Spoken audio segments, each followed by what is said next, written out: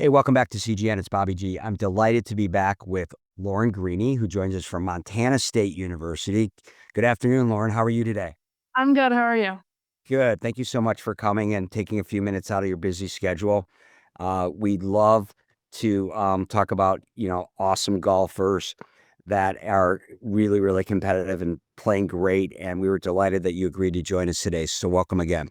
Thank you so much. We appreciate your team in coordinating this. So, Lauren, we'd like to get started by asking a little bit about how you took up golf at a young age, and how you, got hooked, so to speak, and how you became interested in playing golf, and then how you thought at what point. The second part is what level did you think you wanted to start playing competitively like you're doing now? Yeah, for sure. I started growing up playing a bunch of different sports, volleyball, basketball. I played baseball growing up. And I got into golf my freshman year of high school after I tore my meniscus in my right knee. Went through a very hard surgery and kind of took me out of all the other sports. So then I went and tried out for the golf team at my high school in Pullman, Washington, and made the team. There weren't very many golfers, but made varsity and kind of won every tournament, honestly, starting out there. Made it to state freshman year. Had never really picked up a club. I did a couple like youth lessons back when I was really young, but kind of started my freshman year of high school and then just played from there. Played in a couple summer tournaments. Didn't really love it at first. Kind of just wanted to, get my mind off of my knee injury. But then I started getting good and yeah, kind of took off from there. That's awesome. So growing up, who were like the major like influencers and got you like hooked on the game, and more importantly, gave you the guidance and kind of wisdom and tutelage to become an excellent golfer? Actually, it wouldn't really be anyone in the golf world. My parents are both D1 volleyball coaches. They're now at West Virginia University, so I've kind of been in the sports world since I was born. So they kind of helped me make the transition into golf. They didn't really know too much about it, but they knew about being an athlete. So just kind of they told me to work hard, keep your head in it, and good things will come out in the end, and they definitely did. Wow, they smoked it. So this is usually at the point of the interview where I let the interviewees do a shout out to their parents and show some love and respect for all the hard work and dedication and experience that they bring to the table to help get you where you're at today. So I'll turn it over to you to promote your parents and any siblings you want to add. Okay, perfect. Well, my parents, Jen and Burdette Greeny, they coached volleyball at Washington State from like when I was born, up until about 2 years ago. They went to West Virginia University, and so they're over there now. They just had a record breaking start of the season. They're doing great over there. I also have a younger sister. She is 15, almost 16, about 6'2", a stud in volleyball. So she's gonna make it big for sure. Wow. Do they know that golf is a lot less stressful than volleyball? But they haven't figured that out yet. I think my mom watching my tournaments still gets pretty stressed, but That's funny. yeah, it's definitely very different. Well, that's great. Well, I'm sure that you know, they appreciate that you appreciate them, and it's so nice to have great role models like that, and especially just being NCAA coaches where they, as parents, they have seen everything, I'm sure. So, congrats to them, and hopefully they'll be able to watch this and call you and talk about how wonderful you are as well. So, your your earlier days when you started playing so well, was there any were you self-taught, or did you take lessons, or how did you get, like, so good? I had a couple lessons, like, maybe once a month, in the first months I was starting, but then I kinda just taught myself everything. Cause then COVID hit, and you couldn't really see anybody, but, kinda just taught myself. I feel like playing multiple sports growing up helped, especially, like, baseball. I kinda knew the fundamentals of the swing, even though it's a little different, but I think just being a multi-sport athlete and just athlete in general helped a lot.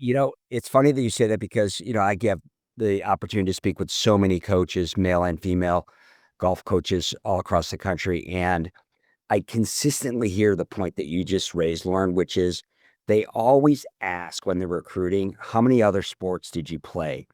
And they really, really like, and it's a big check in the box if you've played other sports, because it shows a lot about a person, their competitiveness, their discipline. So for all of you younger wannabe collegiate golfers that are listening in, I think Lauren has just passed on some secret sauce to you guys to not just get too early, too fixed on any one sport earlier on. It's great to be well rounded like Lauren. So are you the shortest member of the family right now, given that your sister is six? Wow.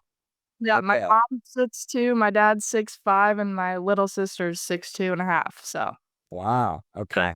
11, so I'm not even that You're short. you're not that, yeah, I would say you're no slouch at 5'11", but yeah, that's tough. I guess we know who's always sitting in the back seat whenever there's a field trip. I still take the sure. Really? Wow, okay. All right, good to know. All right. All right, good to know. Appreciate that update. So, how did you decide on Montana State, and what kinda, led you to go there? Actually, Montana State is about the only school that recruited me. Okay. It's very great coming out of high school, um, just because I didn't really have a lot of experience, and where I played in high school, there wasn't great competition. So I never really knew what to expect coming into college, but I knew that, I had to get my school paid for somehow. So I was definitely playing a sport in college, that's all I knew. Um, but yeah, I mean, I didn't really know what to expect. Montana State kinda reached out, and it was Montana State from there. I didn't really think about going back or anything, so So tell us about you're a senior right now. Mhm. Tell us about your first couple years and how you kinda have worked through, and gotten into the lineup and become such a great player at the college level. Yeah, so I my first tournament, my first round as a collegiate golfer, I shot 67, um, and that was kinda, I think, the highlight of my freshman year.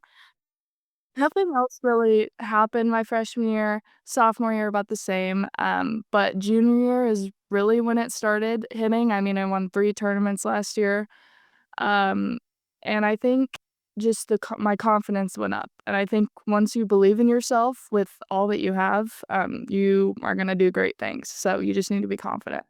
Great answer, but what was it? I'm not gonna let you off that easy. What was it that triggered the confidence your junior year where you just go out and just become, using your words, a beast? Definitely low rounds in the summer. I played really well that summer, um, and I think I practiced more than I ever had, really put the work in, and, just seeing good scorecards all around, being more consistent with all of my game, kinda helped me. I will also say that I became a really good putter, so that is definitely the key of the game. So, I just that out, and then confidence just went up. I thought I could make every putt, and yeah, I did. Wow. Well, you're obviously a very good ball striker as well, because it's hard to make 50 footers when you're that far from the hole. So let's talk about what's in your bag. What are you currently playing with? I'm playing with, um, ping driver, and then all ping irons, ping wedges, and then TaylorMade 3-wood, TaylorMade hybrid, and I've had the same clubs about since I've started. Uh, Probably should have wedges, but still haven't done that. What about the magic putter? What did you change putters to get all that confidence, or was it some technique, or what's That's better, and it's actually a hand-me-down from one of my family friends that I got when I started. Um, and I've just kept it. It's a nice Scotty Cameron blade. And yeah, it's my little baby. it works. That works. That keeps you going. And so tell us a little bit about the team and kind of where you guys are at right now in terms of your goals for, not only this semester but next semester, and then, and after. Yeah, so we have 3 returners, and then we had 4 freshmen and a transfer, so a pretty young team. we started off hot with our tournament at New Mexico. We came in 4th, which was pretty good considering our rankings and kinda some new people in the lineup. Um, and then we've had the hardest, schedule so far, like, I think in all of program history, in my opinion. Um, so I think and we won our first home tournament that we've had since Wow. 2002 or something. So we won that at 16 under. And then one of my teammates won that tournament, and we've all just been up there on the leaderboard, for every tournament that we've played in. So I think we have a pretty good team this year, a good chance at winning conference, and that's our goal in the end is to win conference and make it to the next step. Awesome. Well, we're going to be rooting for you the whole way. So, what a great story. Even though, as you mentioned, it's a younger team, you have seniors and some people that came back that provide that leadership and that consistency. And, golf at this level, yes, everyone has to perform individually, but ultimately, you need four scores. You need people to step up, 4 out of 5 to play. So, interested in your thoughts, Lauren, if you could share a little bit to some of our younger members of the audience. Golf's a game of perfection, as you know, and occasionally, never happens to me, but I hear that players get a bad break once in a while. I never experienced those, or hit it far right or far left, or in the water, or over the green, or wherever. Never, I hear those stories. I haven't lived them, but if that were to happen to you, or you do get one of those occasional bad breaks or a bad 9 or whatever, how do how does how do you put it behind you in the rearview mirror, and how do you move forward to still shoot a good round? I think that's the hardest thing in golf for sure. I what I like to focus on is just it's always about the next shot. Even if you have a bad shot or a bad break, it's always about how you come back from that bad break.